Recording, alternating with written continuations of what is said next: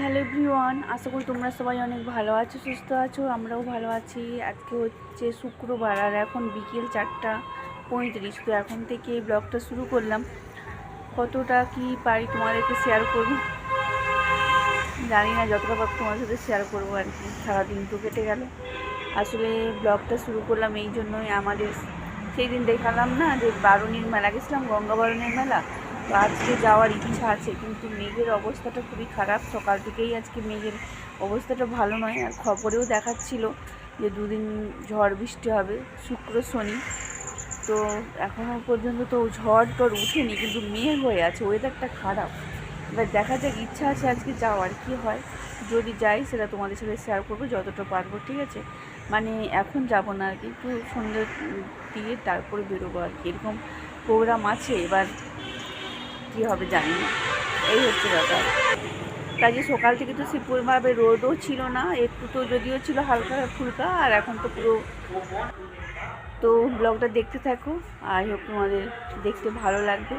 যতটা পারি শেয়ার করার চেষ্টা করবো, ঠিক আছে। তো এখন ছাদে এসেছিলাম, জামা কাপড় গুড়িয়ে নিয়েছি, আর মেঘ দেখে গাছে জল দিইনি, মানে দিয়েছিলাম বালতিতে। কালকে যেটুকু জল ছিল আর কি, সেটুকুই। কিছু কিছু যে গাছগুলো একবারে শুকনো হয়ে গেছে, সে গাছগুলোতেই দিয়েছি, আর সব গাছে দিইনি। গাছের গোড়া ভেজা, কি আর জল দেবো।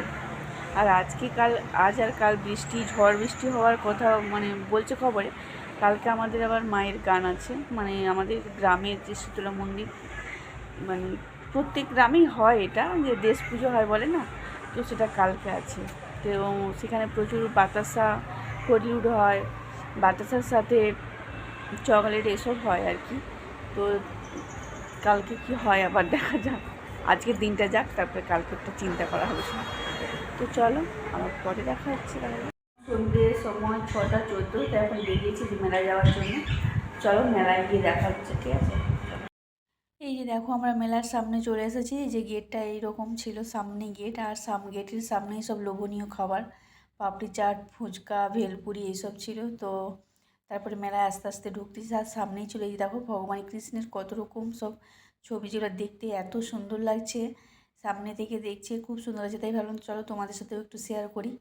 তারপরে এবার ফুল মেলায় ঢুকছে আর কি, মূল মেলাতে আর কি। এই যে দেখো অনেক দোকান এসছে, ব্যাগ দোকান, তারপরে তো বাসনপত্র, এমনি মনোহারি দোকান আর কি। আর 10 টাকা 15 টাকা আমরা ওই সবের দোকানই বেশি খুঁজি, যেখানে সস্তায় ভালো জিনিস পাওয়া যায় আর কি।